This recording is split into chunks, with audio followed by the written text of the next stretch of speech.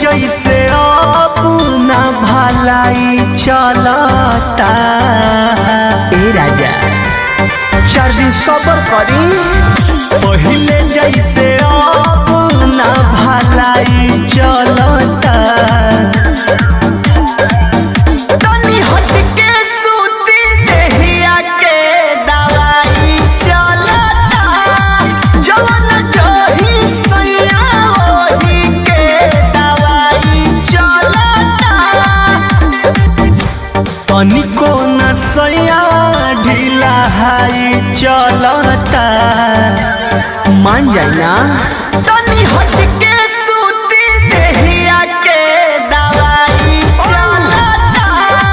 जवन जही सैया ओही के दवाई चलता।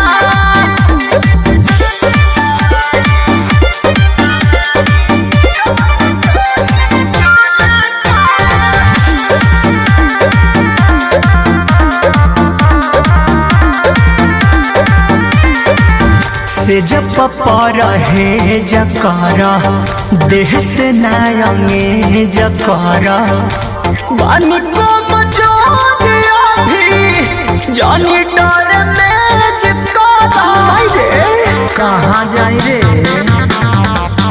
से जब रहे जकर देह से नायंगे जकर बानी को मजोरिया भी जानी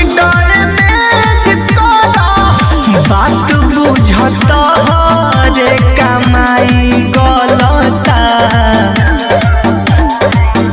तनी हटके सूती देहिया के दवाई चलता।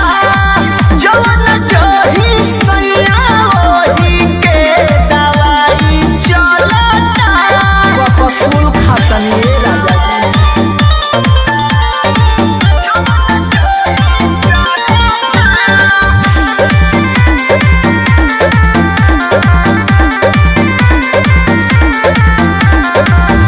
सट जानी जरिया हो, खींच जानी सड़िया हो। बोलो बिशुनपुरी जानी कर बरिया हो।